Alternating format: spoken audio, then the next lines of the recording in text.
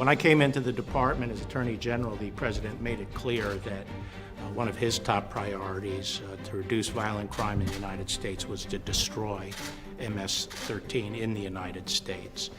And what we've been in here discussing with the President is part of that effort, which is a Project Vulcan, or Task Force Vulcan, which is targeting the higher level players in the MS-13 operations in the United States.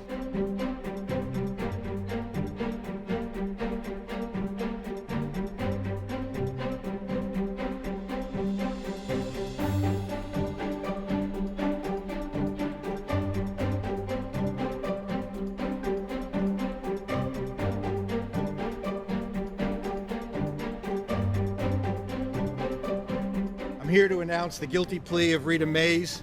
She just appeared in United States District Court here in Clarksburg.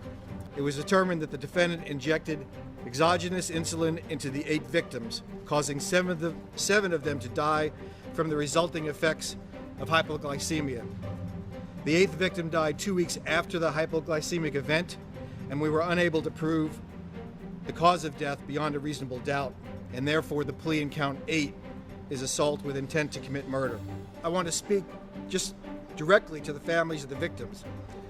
Nothing we have done will bring your loved ones back, but we do hope that the work of these agents and the prosecutors honored the memory of your loved ones in a way that they so justly deserved.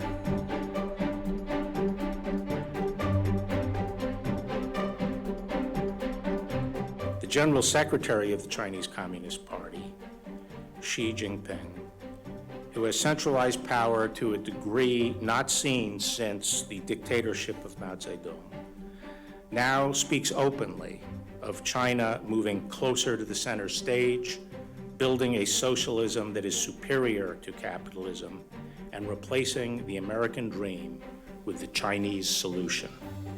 The People's Republic of China is now engaged in an economic blitzkrieg, an aggressive, orchestrated, whole of government, indeed whole of society campaign to seize the commanding heights of the global economy and to surpass the United States as the world's preeminent technological superpower.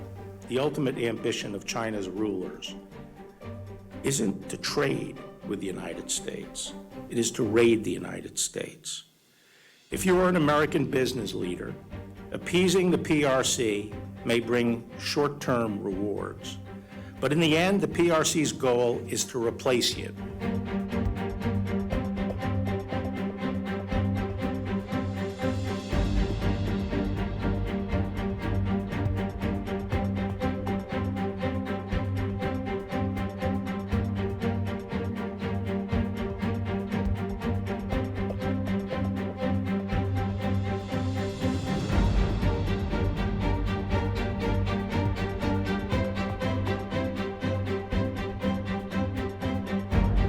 Just in Portland over the weekend, we made 10 arrests. We charged 10 cases. In Seattle yesterday, we arrested and charged a case with an individual who had set fire to a Seattle police precinct right outside the then CHOP zone there as well, which, if anyone's taking notes, brings our grand total up to almost 200, both charged cases and arrests nationally.